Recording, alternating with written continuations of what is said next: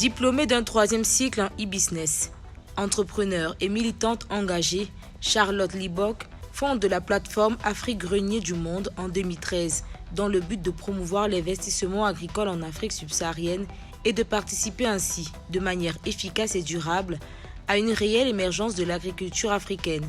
Sous sa coordination, le Think and Do Tank Afrique Grenier du Monde mène aujourd'hui une véritable action de plaidoyer pour la valorisation de l'énorme potentiel agricole et agroalimentaire en Afrique, un secteur qui pourrait générer 1000 milliards de dollars à l'horizon 2030 contre 313 milliards de dollars annuels aujourd'hui selon la Banque mondiale. Charlotte Libock œuvre également pour la promotion du leadership féminin en Afrique à travers le programme Africaine et Leader et pour l'épanouissement de l'humain à travers le développement personnel.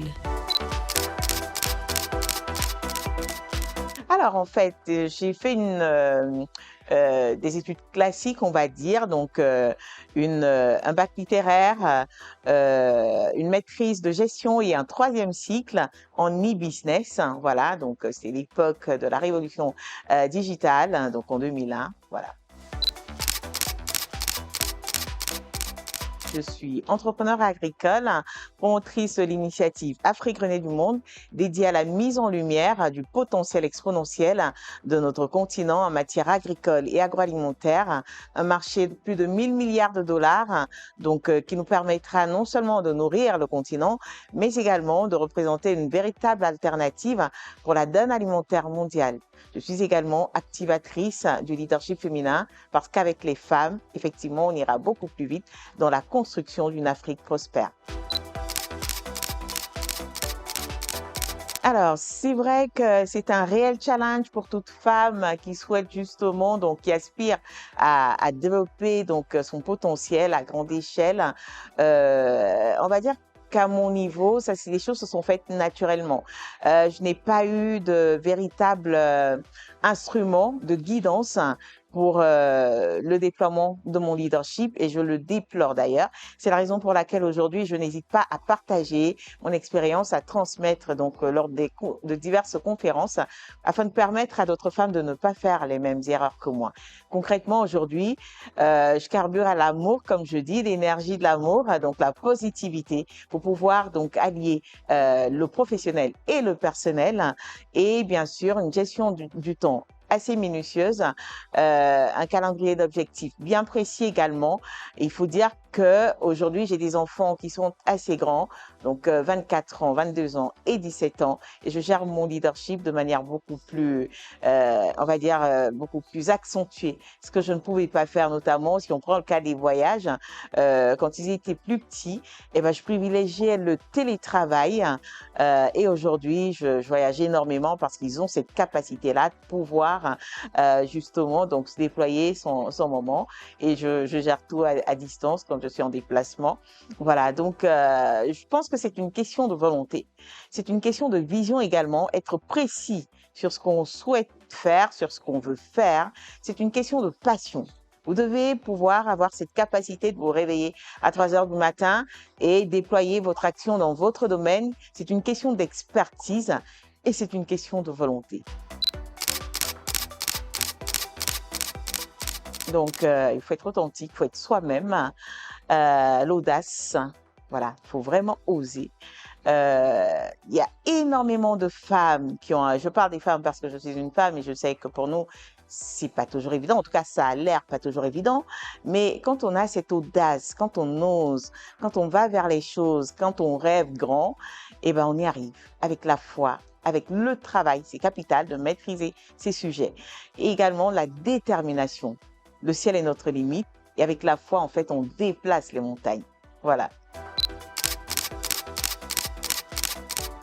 Aujourd'hui, je pense que je pourrais les qualifier plutôt d'opportunités dans la mesure où j'ai réussi à transformer ces obstacles apparents en véritables opportunités. Ça m'a permis de développer ma foi, ça m'a permis également donc d'aller vers beaucoup plus de, comment dirais-je, vraiment de positivité, il faut le dire, parce que les obstacles, encore une fois, comme je le dis, il faut les prendre comme de véritables opportunités parce que c'est à travers ces obstacles-là qu'on grandit. Il s'agit en fait juste des escaliers qui nous mènent vers la réalisation donc de notre destinée, comme on dit.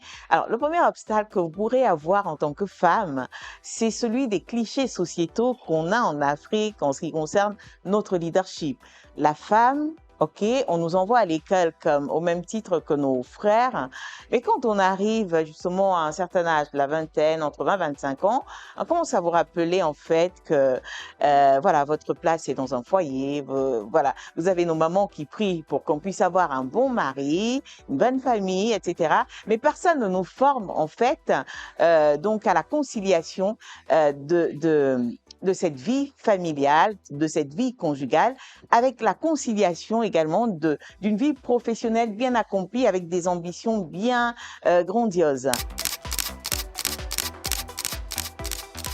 La confiance en soi, savoir que l'obstacle n'existe pas. L'obstacle est le chemin.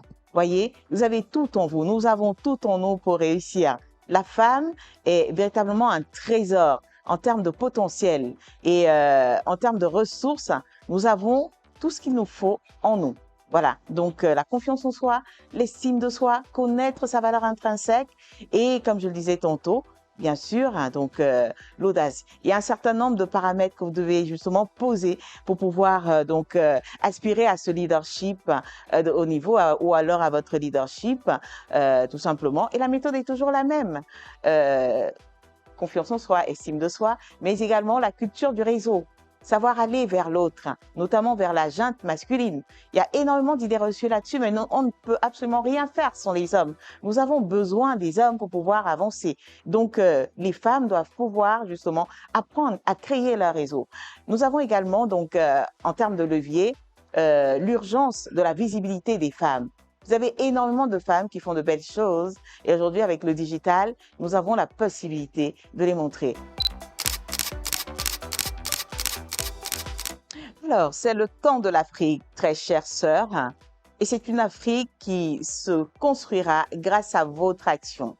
Vous êtes les bâtisseurs de cette Afrique-là. Nous devons le faire aux côtés de nos confrères, ces messieurs. C'est la raison pour laquelle je vous invite à oser, mesdames. Je vous invite à être beaucoup plus audacieuse. Je vous invite à créer des synergies avec la junte masculine sans laquelle nous ne pourrons pas justement donc faire éclore, émerger notre leadership à sa juste valeur. Je vous invite à croire en vous parce qu'en fait, la femme est l'avenir de l'humanité. La femme est l'avenir de l'Afrique hier, aujourd'hui et éternellement. Je vous invite donc également pour celles qui ne l'ont pas encore fait à jeter votre regard sur les diverses opportunités qu'offre le secteur agricole et agroalimentaire en matière justement de production, commercialisation, transformation des produits, digitalisation et autres. C'est une Afrique grenier du monde qui se fera également grâce à votre action, mesdames. Alors n'hésitez plus, osez, osons, soyez audacieuses, croyez en vous. Vous êtes l'avenir de l'Afrique et vous êtes l'avenir du monde.